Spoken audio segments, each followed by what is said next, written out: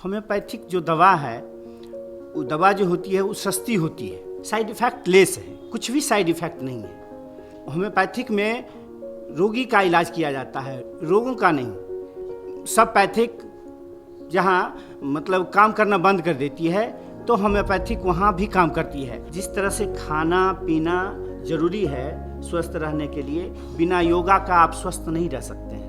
मुश्किल है इस दुनिया में अपने और पराये का पहचान, मुश्किल है इस दुनिया में अपने और पराये का पहचान, वक्त ही सुलझाता है अनसुलझी पहेली की दास्तान।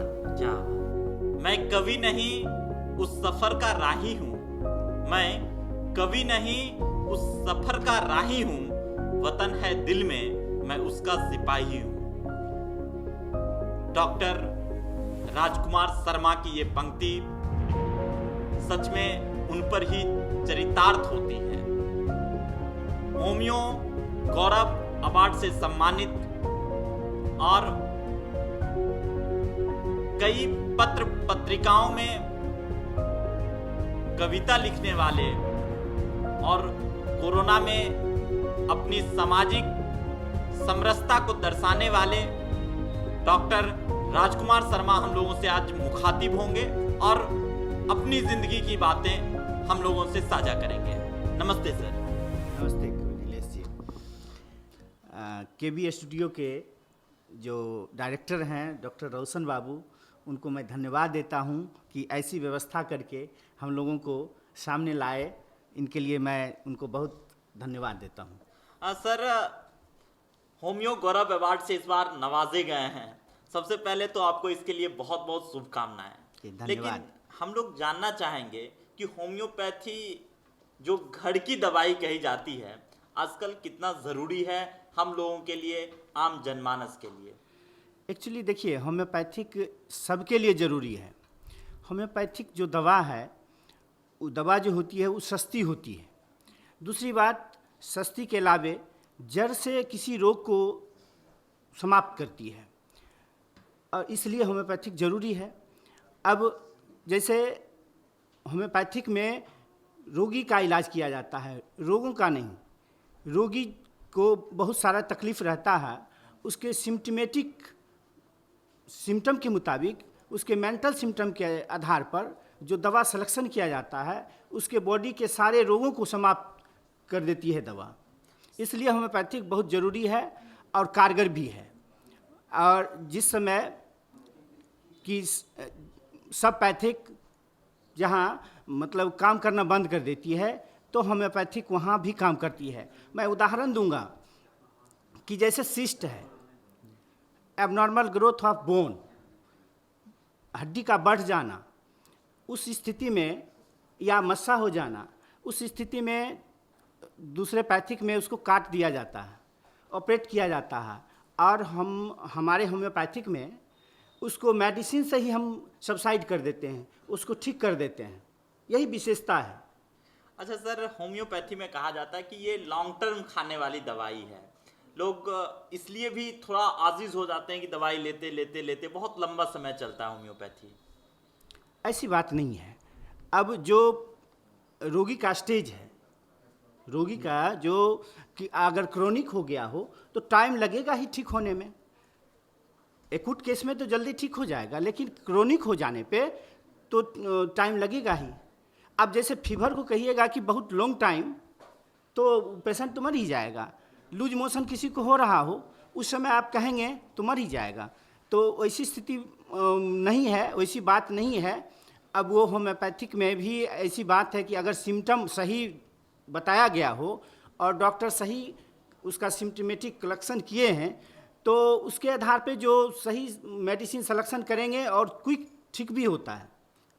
पहले माने लोगों की ये अवधारणा है, ये गलत है। सर, कहा जाता है कि होम्योपैथी घर की दवाई है, घर की इलाज है जी। साइड इफेक्ट कितना है? साइड इफ़ेक्ट लेस है, कुछ भी साइड इफ़ेक्ट नहीं है। मान लीजिए कि किसी के लिए 1 ड्रम दवाई दी गई है और कोई एक बार में ही पी लिया हो तो नगण्य उसका कोई साइड इफ़ेक्ट होगा, नहीं के बराबर। और दूसरे पैथिक में तो बहुत ज़्यादा उसका इफ़ेक्ट हो जाता है।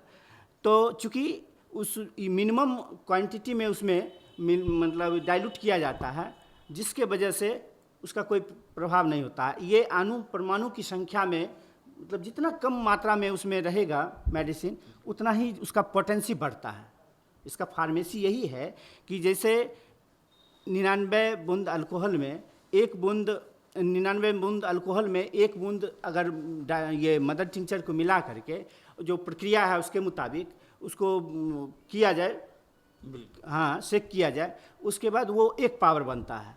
और 1 पावर से फिर 1 बूंद और 99 बूंद अल्कोहल में मिला के फिर 2 पावर, इसी तरह से अब 1,00,000 पावर जाने में, जब 1,00,000 पावर का मतलब मेडिसिन होगी तो उस समय उसका कितना अणु परमाणु संख्या में मेडिसिन का वो रहेगा और वही पावर बढ़ता है। होम्योपैथिक चिकित्सा में डॉक्टर हैनीमैन साहब का कहना है कि जो दवा जो चीज़ से रोग उत्पन्न होती है उसी दवा का कम मात्रा में दे करके उस रोग को समाप्त किया जाता है। जैसे आर्सेनिक एल्बम एक आर्सेनिक विष है, जहर है, लेकिन आर्सेनिक के जो उससे प्रोटेटाइज किया जाता है, दवा जो बनाई जाती है, उससे अनेकों रोगों को ठीक किया जा सकता है। अभी कोरोना में देखे होंगे कि भारत सरकार द्वारा, आयुष मंत्रालय द्वारा ये अधिसूचना जारी किया गया था कि आर्सेनिक एल्बम जो हमारे इम्यूनिटी पावर को बढ़ाती है उसको फ्री में वितरण किया जाए। सब जगह किया भी गया और लोग खाए भी, बहुत सारे आदमी, बहुत संख्या में वो लोग खाए, जनमानस, आम जनमानस को उससे लाभ मिला। सर, होम्योपैथी में सबसे कठिन काम होता है सिम्टम्स को कैच करना। बिल्कुल। एक डॉक्टर के लिए कितना कठिन काम है ये? कठिन काम भी है और नहीं भी है, क्योंकि जब आप पढ़ के ही आए हैं तो आपका काम ही है सिम्टम लेना। पेशेंट जैसा भी जाए आपके पास तो आपका काम है कि किस तरह से उससे हम सिम्टम को निकाल लें। ये आपकी बुद्धिमत्ता पे काम करती है कि कैसे आप निकालेंगे।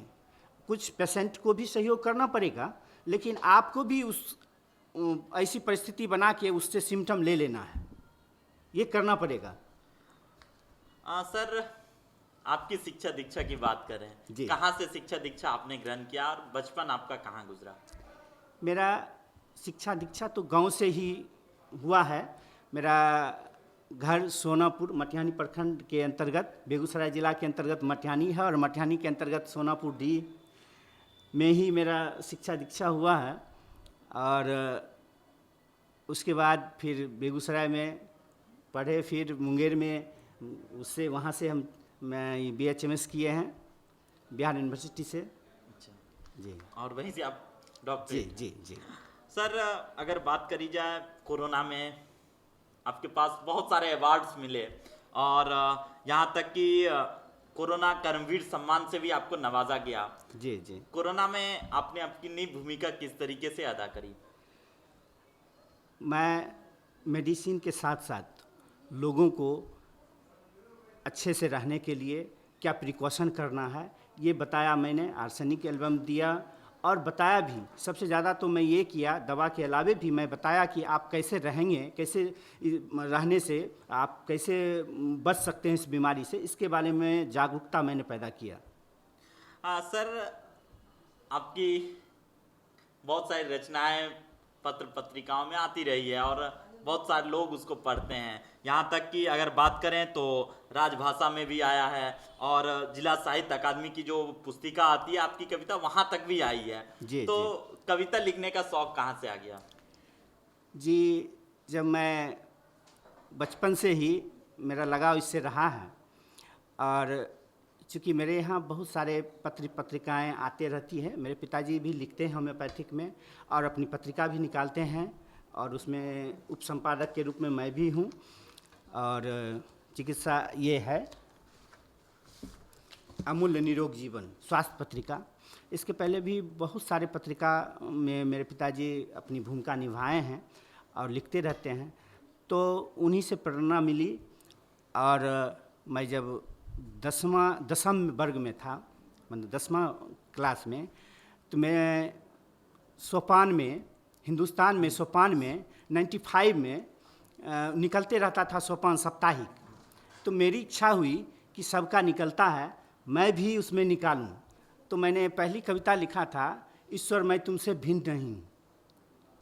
और मैंने उसमें निकाला था हिंदुस्तान में सोपान में, और 500 रुपये का उस समय 95 में हमको एक चेक भी मिला था, और पेपर भी मेरे पास है। उसके बाद तो मैं मुक्त कथन में, जवाहर वाणी में, बहुत सारे पत्र में मैंने निकालते गया। और उसके बाद मैंने सोचा कि ज़्यादा इस पे ध्यान नहीं देना है, क्योंकि हमको एक ही मतलब ये एम था कि मैं डॉक्टर ही बनूं, क्योंकि मेरे पिताजी भी डॉक्टर हैं, होम्योपैथिक डॉक्टर, और होम्योपैथिक का मैंने कमाल देखा था, और इसलिए मैंने सोच लिया था कि दूसरा कोई डॉक्टर नहीं बनना है तो होम्योपैथिक डॉक्टर बनना है। हाँ सर, होम्योपैथी और आयुर्वेदी में कितना अंतर देखते हैं आप? दोनों भाई है। जिस चीज़ को या तो पाउडर रूप में या वाटर बेस में उसको तैयार किया जाता है, और उसी चीज़ को होम्योपैथिक में अल्कोहल बेस में दिया जाता है। अल्कोहल इसलिए दिया जाता है कि वो जल्दी ख़राब नहीं हो, और उसका इसमें एक्सपायरी नहीं होता है, दवा में एक्सपायरी नहीं होता है। चूँकि अब कहेंगे जैसे साइनाडोन, दुर्वा जो है, दूब जो है, दूब से जो तैयार होता है उसमें पाउडर या लिक्विड, तो दुर्वा उसको कहा जाता है। हम लोगों में अल्कोहल बेस बना करके उसका लैटिन नाम साइनाडोन डेक्टोनियन है, या फिर ये कहा जाए कि ओस्मम सेंकेंटम। आप आयुर्वेद में लेंगे तो तुलसी मिलेगा, तुलसी का अर्क, और हम लोगों में होम्योपैथिक में ओस्मम सेंकेंटम आप जाएंगे तो वो उसका अर्क मिलता है। इसी तरह से जो भी दोनों भाई है तो उसका केवल फार्माकोपिया अलग है, फार्माकोपिया अलग है, तो अलग तरीक़ा से वो बनाया जाता है, और इसमें अलग तरीक़ा से बनाया जाता है। सर, आप योगा पर भी बहुत ज़्यादा ध्यान देते हैं, और आयुष मंत्रालय जो कि भारत सरकार की स्वास्थ्य मंत्रालय, आयुष मंत्रालय, उसके तहत आपको योगा वॉलेंटियर कोर्स भी आपने उसके तहत आपने किया, और उसका एक प्रशस्ति पत्र भी आपको मिला है। योगा आज की ज़िंदगी में कितना ज़रूरी है? बहुत ज़रूरी है। जिस तरह से खाना पीना ज़रूरी है स्वस्थ रहने के लिए, बिना योगा का आप स्वस्थ नहीं रह सकते हैं। ना उसका कोई साइड इफ़ेक्ट है, ना कोई मेडिसिन है, लेकिन योगा आप करेंगे तो आपका शरीर स्वस्थ रहेगा, आपका मन स्वस्थ रहेगा। सबसे पहले होता क्या है कि आपका अगर मन स्वस्थ रहा, अच्छा सोच रहा आपका, तो आपका बॉडी भी स्वस्थ रहेगा। तो सबसे पहले मन को स्वस्थ करना है, इसलिए आपको योगा प्राणायाम वगैरह वगैरह करना ही पड़ेगा, तभी आप स्वस्थ रह सकते हैं, सही सोच सकते हैं। सर, अगर आपके पास कही जाए तो मेरे पास इतने सारे प्रशस्ति पत्र आ गए हैं कि मुझे लगता नहीं मैं बड़ा हो गया हूँ। तो इतने सारे प्रशस्ति पत्र और बहुत सारे अवार्ड आपको मिले हैं, कौन कौन से अवार्ड मिले और कितने अवार्ड अभी तक आपने लिया है? जी, ये विक्रमशिला हिंदी विद्यापीठ से समाज सेवी रत्न हमको मिला पहले बार। कब मिला था? 2017 में। और उसी वर्ष उज्जैन में डॉक्टर आयशा अली, जो होम्योपैथिक चिकित्सा बोर्ड के रजिस्ट्रार्ड हैं और वहाँ के मंत्री थे मध्य प्रदेश सरकार में, पारसनाथ जैन, उनके हाथों हमको दिया गया था आयुष मंथन सम्मान। ये आयुष मंथन सम्मान दिया गया था।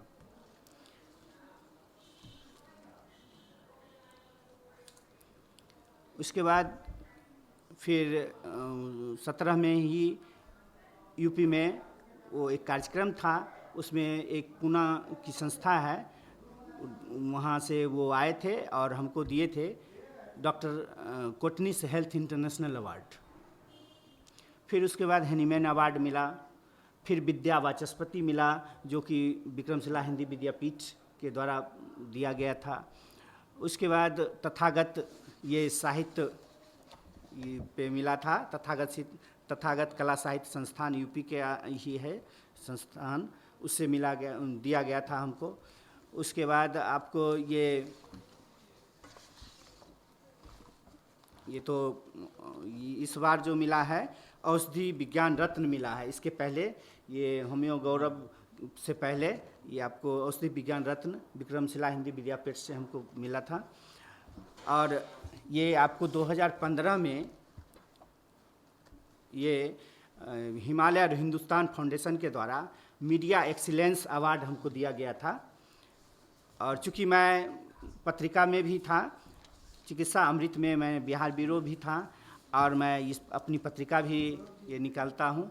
फिर ये आपको आयुर्वेद धन्वंतरी एक पत्रिका निकलती थी, उसमें भी हम थे और उससे भी सम्मानित किया गया था। उसमें प्राकृतिक चिकित्सा एवं योग भास्कर से वो हमको सम्मानित किए थे, वो भी है। बहुत सारा है, यहाँ हो गई ही, तो यही सब है सर। उसके बाद मैंने अपनी जो भूमिका निभाया था नेशनल पोलियो सर्विलेंस प्रोजेक्ट में, WHO के द्वारा हमको ये भी सम्मान पत्र मिला था। अच्छा सर, इतने सारे सम्मान मिलने के बाद कैसी अनुभूति होती है? खुशी तो होती है, लेकिन एक बात ज़रूर है कि आप जितना मेहनत करेंगे सच्चे दिल से, उसका रिटर्निंग आपको ज़रूर मिलेगा, एकदम बिल्कुल कि मिलेगा ही। आप केवल इधर उधर की बात नहीं सोचना है, अपने कार्य पे लगे रहिए। आपका जो मिशन है उस मिशन पे लगे रहिएगा तो सफलता अपने आप आएगी, इसी पे हम विश्वास रखते हैं। अच्छा सर, होमियो गौरव सम्मान आपको कब मिला और क्यों मिला? होमियो गौरव सम्मान जो है, अवार्ड जो है, वो 17 मई को ये 2022 को Sharma homeopathic hospital and research foundation के द्वारा, वहाँ डॉक्टर जसबीर सिंह, लेफ्टिनेंट जसबीर सिंह, वो अमेरिका से उसके कार्यक्रम के मुख्य अतिथि थे, उनके द्वारा हमको प्रदान किया गया। और ये होम्योपैथिक में हमने जो भूमिका निभाया, होम्योपैथिक में जो मैंने इसके बढ़ापे विस्तार किया, मैंने उस पर जो चर्चा करता रहता हूँ या उसमें जो काम करता हूँ, तो उसके होम्योपैथिक हित में जो काम करता हूँ उसके लिए मिला है। जो मैं आम जनता को सेवा करता हूँ, मैं कठिन बीमारियों को ठीक करने के लिए प्रयासरत रहता हूँ, इसलिए मिला है।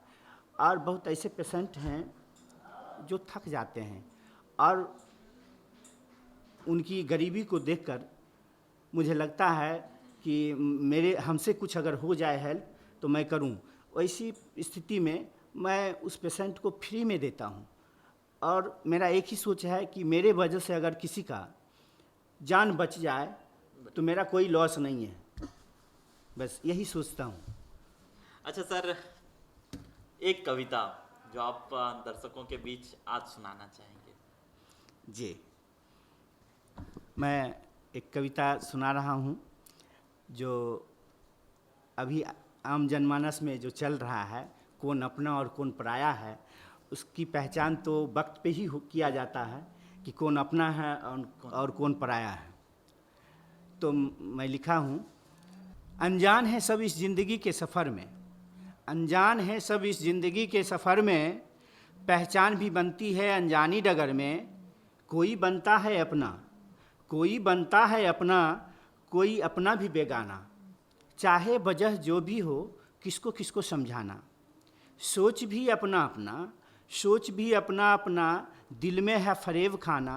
मासूम दिखता है चेहरा, नैनों में है नजराना। मुश्किल है इस दुनिया में अपने और पराये का पहचान, मुश्किल है इस दुनिया में अपने और पराये का पहचान। वक्त ही सुलझाता है अनसुलझी पहेली की दास्तान। क्या बात जी, मैं एक और कविता सुनाता हूँ। चूँकि मैं लिखा हूँ और दिल से लिखता हूँ, मेरा जो लिखने का ये है, मेरा पेशा नहीं है और मैं शौक़ से लिखता हूँ। जब समय मिलता है, दिल की जो पुकार होती है, मैंने उसको कलम पे लिख देता हूँ। एक गोपाल दास तिरस की अच्छी पंक्ति है कि आत्मा के सौंदर्य का शब्द रूप है काव्य, मानव होना भाग्य है, कवि होना सौभाग्य। जी, तो ये सौभाग्य की बात जी, है। जी। मैं लिखा हूँ, एक कविता है, मैं कवि नहीं, मैं कवि नहीं उस सफ़र का राही हूँ, मैं कवि नहीं उस सफ़र का राही हूँ। वतन है दिल में, मैं उसका सिपाही हूँ। दिल की भावना मन का एहसास है, दिल की भावना मन का एहसास है, कलम की ताकत और विश्वास है। मंजिल की खोज में ढूंढता रहता हूँ, मंजिल की खोज में ढूंढता रहता हूँ। देश दुनिया की घटना से सीखता रहता हूँ। लिखता हूँ जो कुछ आप बताओ, कितना सही हूँ, मैं कभी नहीं उस सफ़र का राही हूँ, मैं कभी नहीं उस सफ़र का राही हूँ।